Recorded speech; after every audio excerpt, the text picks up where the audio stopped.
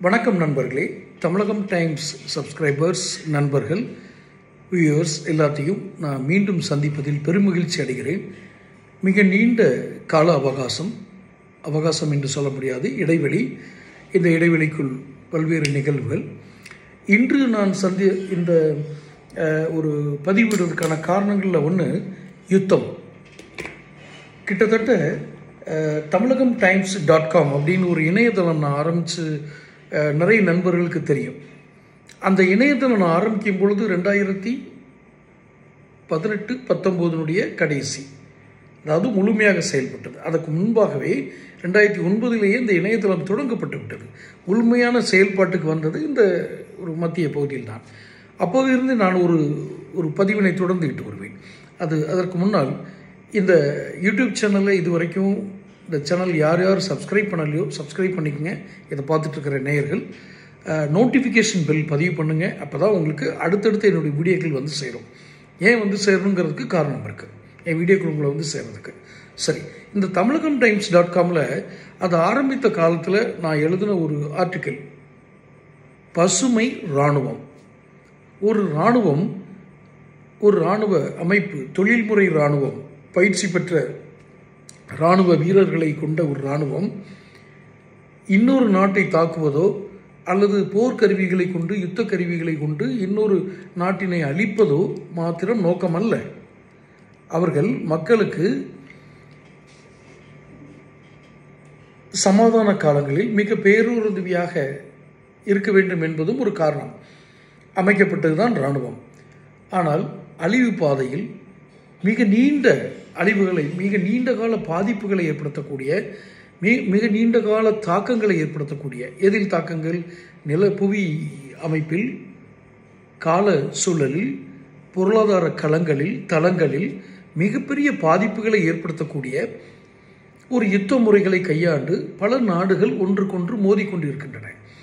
இந்த யுத்தங்கள் தேவையா தேவையில்லையா என்பதையெல்லாம் நாம் ஆராய்வதற்கு முன்பாக இப்போ நடந்துட்டு இருக்க யுத்தம் யாருக்கு நடக்குது? Israel, Iran. மிக சுருக்கமான வரலாறு. 1978 வரை, 79 தான் இப்போது இருக்கும் அந்த அதிபர் ஆட்சியை பிடிக்கிறார். உள்நாட்டு கழகங்களின் மூலமாக அங்கு இருக்கும் இருவேறு இஸ்லாமியர்களே இருக்கக்கூடிய இருவேறு பிரிவுகள், சன்னி, ஷியா, இவர்களுக்குள் ஏற்பட்ட ஒரு கலவரம், இவர்களுக்குள் ஏற்பட்ட மோதல்கள், உள்நாட்டு யுத்தங்கள், இந்த சிவில் வார், இதையெல்லாம் இவர்கள் மனதில் வைத்துதான் மிகப்பெரிய ஒரு தாக்குதல்களை அவர்களுக்குள்ளாவே நடத்தி இதை பயன்படுத்தி கொண்ட இஸ்ரேல் உள்ளே நுழைந்தது. இதுதான் சுருக்கமான வரலாறு. அதற்கு முன்பு வரை, அதாவது 1978 வரை இஸ்ரேலும் ஈரானும் நட்பு நாடுகளாகவே இருந்தன. இப்போது அதிபராக இருப்பவர் 79 வந்த பிறகுதான் இஸ்லாமியர்களுக்கு எதிராக தன்னுடைய செயல்களை செய்து கொண்டிருக்கும் அல்லது உலகளாவிய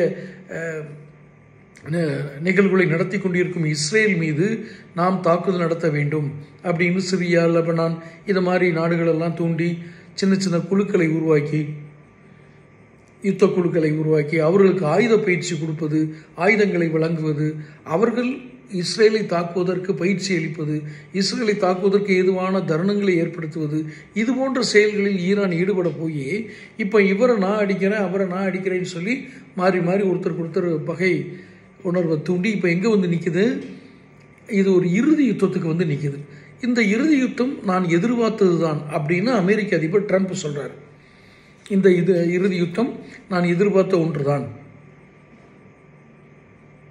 அவர் எப்படி இந்த யுத்தத்தை எதிர்பார்த்தாரு அப்படின்னு ஒரு கேள்வி வரும் இல்லையா? ஒரு சிந்தனையில் பாருங்கள். ஒரு அமெரிக்க அதிபர் அவர் எப்படி ஒரு இஸ்ரேலுக்கும் ஈரானுக்கும் யுத்தம் வரும்னு அவர் எப்படி எதிர்பார்த்தாரு? ஆம், எதிர்பார்த்திருக்கிறார். காரணம், அமெரிக்கா ஒரு ஆயுத வியாபாரி. அந்த நாட்டை குறிப்பிடுகிறேன், அந்த அதிபரை அல்ல. அந்த அதிபர் அடிப்படையில் ஒரு வியாபாரி, அவர் ரியல் எஸ்டேட் பண்ணுறாரு, ஆனால் ஆயுதம் விற்கிறாரா நமக்கு தெரியாது. ஆனால் அந்த நாடு ஆயுத உற்பத்தி சாலைகளையும் ஆயுதங்களை வழங்கும் ஒரு நாடாகவும், பல நாடுகளுக்கு, தீவிரவாதங்களை ஆதரிக்கக்கூடிய நாடுகளுக்கு பகிரங்கமாக பண உதவி செய்யக்கூடிய, பயங்கரவாத குழுக்களை ஆதரித்து பயங்கரவாத குழுக்களோடு மிக நெருக்கமாக இருக்கும் அரசாங்கங்கள், அந்த அரசாங்கங்களை கொண்ட நாடுகளை தங்களுடைய அடியாட்களாக வைத்திருக்கும் அமெரிக்கா யுத்தம் ஆயுதங்கள் வழங்குவதை தவிர வேறு என்ன இருக்க முடியும்? வியாபாரம் இருக்க முடியும்? இப்படி ஒரு வியாபார போக்கு, இது ஒரு கணக்கு. இது நீங்கள் பொதுவெளியில் கூட பார்க்கலாம். ஒரு யுத்த கப்பல் தன்னிடம் இருக்கும் ஏவுகணையை ஏவி எதிர் தரப்பில் இருக்கக்கூடிய நாட்டை நோக்கி அந்த ஏவுகணையை ஏவி விட்டு அழித்தால் அதிலிருந்து என்ன தோன்றும்? அந்த தாக்குதல் மூலமாக என்ன தோன்றும்? அழிவு. யாரோ ஒரு சில பேர் 10க்கும் குறைவான அல்லது 5க்கும் குறைவான ஒரு சிலர் எடுக்கும் முடிவு பல்லாயிரக்கணக்கான பல லட்சக்கணக்கான மக்களினுடைய வாழ்வாதாரத்தையே கேள்விக்குறியாக்குகிறது என்பதுதான் இந்த யுத்தத்தில் நமக்கு இருக்கும் பதில்களாக கிடைக்கிறது. இந்த யுத்தங்களின் மூலமாக நமக்கு என்ன கிடைக்கிறது இந்த விடை தேடும் என்றால், இது ஒரு நீண்டகால விடை தேடல் கேள்வி. அது இந்த கேள்விக்கு இந்த ஒரு அரை மணி நேரத்திலேயே 1 மணி நேரத்திலேயே நம்ம பதில் சொல்லிட முடியாது. அவ்வளவு எளிதல்ல.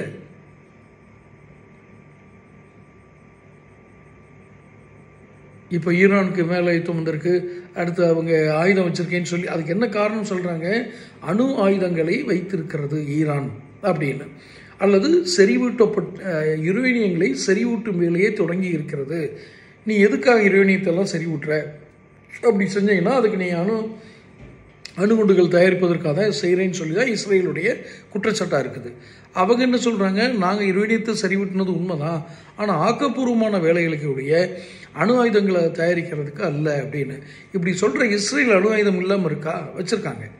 சரி, அப்போ ஏன் ஈரானை மட்டும் வைக்கக்கூடாதுன்னு சொல்கிறாங்க? தன்னிடம் இருக்கும் அதே அளவிலான திறன் கொண்ட ஆயுதங்கள் எதிரியிடம் இருப்பது நல்லதல்ல என்ற ஒரு உயரிய எண்ணம் கொண்டது இஸ்ரேல்.